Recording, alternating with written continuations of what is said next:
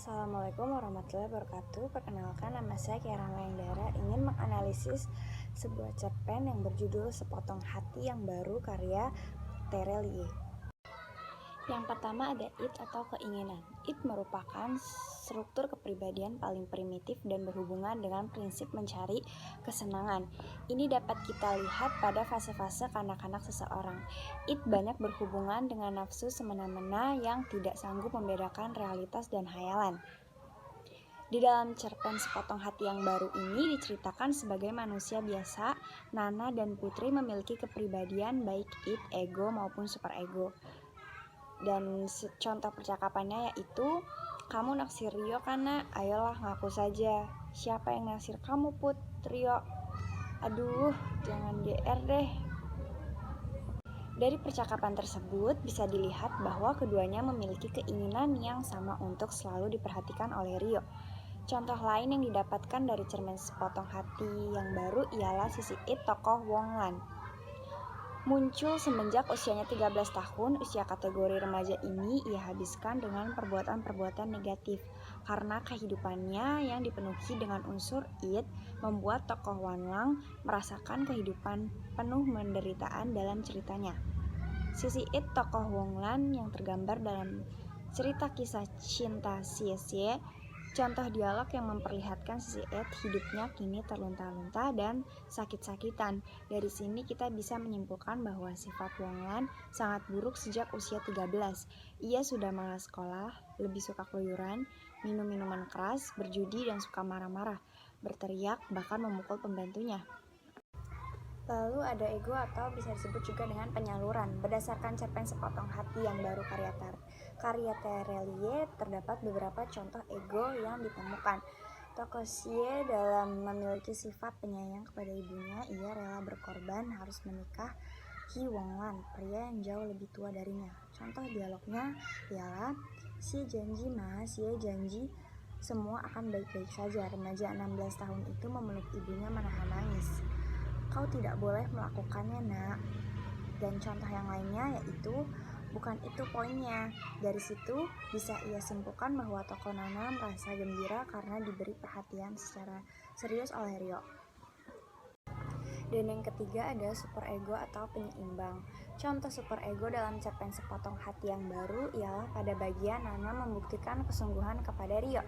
Meskipun tokoh Rio tidak memiliki perasaan seperti Nana, contoh dialognya yaitu, "Makanya siapa suruh GR, maka saat kebenaran itu datang, ia bagai embung yang terkena cahaya matahari, bagai debu yang disiram air, musnah sudah semua harapan-harapan palsu itu, menyisakan kesedihan. Salah siapa mau menyalahkan siapa orang lain." Superego itu muncul karena masalah asmara keduanya, akan tetapi percakapan kedua tokoh di atas sama-sama menunjukkan egonya masing-masing. Kesimpulan dari buku karya Terelie ini memberikan gambaran kehidupan tokoh yang syarat dengan dimensi psikologi. Dimensi-dimensi tersebut muncul sebagai mengaluri dan melatari peristiwa demi peristiwa yang ada dalam setiap detail-detail cerita. Buku yang termuat 8 cerpen ini dapat dikaji dalam pendekatan psikologi sastra serta dengan menggunakan teori Freud. Tokoh dalam kisah 1 dan 2 merupakan kisah yang berbeda dengan gambaran psikologi yang berbeda pula. Kisah 1 menceritakan kehidupan remaja dengan sisi romantikannya, sedangkan kisah kedua menceritakan kehidupan rumah tangga yang dibangun dalam keadaan yang penuh cobaan. ID superego dan ego merupakan komponen kepribadian yang sangat dominan dalam buku karya Terelie ini. Ketiga saling berhubungan secara fungsional. Akan tetapi di dalam buku ini, kehadiran dimensi id terkadang dapat dipahami melalui unsur ego dan superego. Dengan kata lain, ada peristiwa psikis satu yang tidak muncul secara tekstual, tetapi dapat dipahami karena ada peristiwa dua. Karena itu, pemahaman terhadap unsur id harus dilihat sebagai proses yang memiliki hubungan sebab dan akibat. Saya Maharani Sinambela dengan NPM 202121500191 dengan judul cerpen Kado Istimewa karya Jujur Prananto. Di sini saya akan menjelaskan ide dari cerpen tersebut. Idenya menceritakan seseorang yang bernama Bu Kwistia yang merupakan pelayan di dapur umum pada pos Kalasan pada masa Perang Gerilga. Bertekad bulat menghadiri resepsi pernikahan putra Pak Hargi, merupakan pelayan di dapur umum pos Kalasan pada masa Perang Gerilga. Mengisahkan tentang kisah persahabatan dan wanita bernama Rizka dan Raisa. Mulanya mereka bermain dan belajar bersama setiap hari. Tetapi saat memasuki bangku SMA, mereka jarang bersama karena kesibukan masing-masing. Berikutnya ada ego. Egonya menjelaskan tentang masalah kehidupan. Masalah tersebut berupa pengalaman bersifat individual dan sosial. Salah satu contoh tema yang sering diangkat adalah gambar cinta. Cinta kepada Tuhan, tanah air, orang tua, atau kekasih, sahabat, dan sebagainya. Dan kisah ini mengalurkan tentang cinta-cinta. Selanjutnya ada superego yang menjelaskan tentang sosial. Jujur Pranto sebagai makhluk sosial melihat fenomena dalam masyarakat. Kenalkan, nama saya Awalia Jumini dengan NPM 2021215002004. Di sini saya akan membacakan ide ego serta superego kepribadian tokoh utama dalam cerpen Saga karya Sainted dari kumpulan cerpen Ansoir du Paris. Yang pertama ada ide. Sudah seminggu aku tak ke rumahnya. Dan hari ini kedua orang tuanya berangkat keluar kota. Aku sudah tak tahan menunggu saat-saat indah ini. Kutipan di atas menggambarkan aspek ide tokoh aku yang terlihat dari keinginan tokoh aku untuk segera bertemu dengan Aini demi menuntaskan segala hasrat dan keinginannya selama ini. Moral dan norma sudah tidak penting lagi bagi tokoh aku. Ia juga tidak mempedulikan statusnya sebagai seorang istri. Setelah seminggu tidak bertemu dengan Aini, akhirnya tokoh aku dapat menyambangi kediaman Aini saat orang tua Aini bepergian keluar kota. Itu adalah kesempatan indah yang ditunggu-tunggu dengan tidak sabar oleh tokoh aku. Yang kedua ada ego. Dan aku berjanji tak akan meninggalkannya sendiri. Aku ingin mendampinginya sampai kapanpun. Kutipan di atas menggambarkan aspek ego dari tokoh aku benar-benar terpikat oleh kesantunan dan keriangan Aini sampai kapanpun. Tokoh aku ingin selalu dapat mendampingi Aini dan tak akan pernah meninggalkannya. Ia berharap semoga suatu saat nanti ia dapat lepas dari belenggu jeratan Erald, superego. Dan sakit itu hampir pudar ketika ku kenal lelaki demi lelaki yang singgah menghampiriku. Aku hampa rasa pada mereka sebenarnya. Tapi demi menjaga reputasi depan orang tua dan sanak keluarga, aku tampil seolah perempuan normal yang memuja lelaki. Mesti hatiku terhambat hanya pada Lorena yang kala itu sudah dibawa orang tuanya terbang entah ke kota apa. Hingga Erald, duda ganteng paling pertalent dan modern di kampungku, secara tengah memaksa meminangku. Aku menyerah saat itu dan berusaha sebaik mungkin untuk menjadi istri yang baik untuknya, meski akhirnya aku kembali terluka dan terlunta-lunta.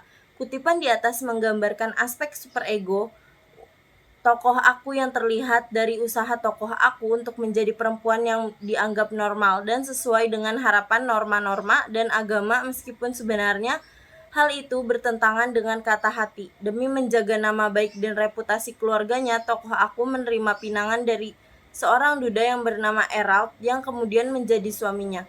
Tokoh aku menyerah dan pasrah. Ia bahkan berusaha menjadi istri yang baik bagi suaminya meskipun hati dan tubuhnya terlunta-lunta. Assalamualaikum warahmatullahi wabarakatuh. Perkenalkan, nama saya Kotunanda Octavia dari kelas R4C, salah satu kelompok 1 Psikologi Sastra. Di sini saya akan menganalisis cerpen Aku Kesepian Sayang, Datanglah Menjelang Kematian, karya Seno Gumira Aji Dharma. Yang pertama itu ada id atau keinginan yang timbul dari tokoh yang ada dalam cerpen tersebut. Yang pertama, dalam cerpen Aku Kesepian Sayang, Datanglah Menjelang Kematian, ini berisi cerita tentang pertemuan seorang tokoh wanita dengan seorang pria asing yang berujung terjadinya percintaan, perasaan jatuh cinta, dan tokoh aku ini ingin keinginan biologisnya itu terwujud. Ada dalam salah satu kutipan.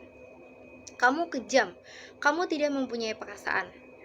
Tahu dirimu tidak bisa kawin denganku, kau bikin aku jatuh cinta padamu tanpa kebebasan. Aji Dharma 2004.25. Pada penggalan kutipan tahu dirimu tidak bisa kawin denganku, kau bikin aku jatuh cinta padamu tanpa kebebasan, itu udah disimpulkan bahwa tokoh aku ini ingin keinginan biologisnya itu terwujud.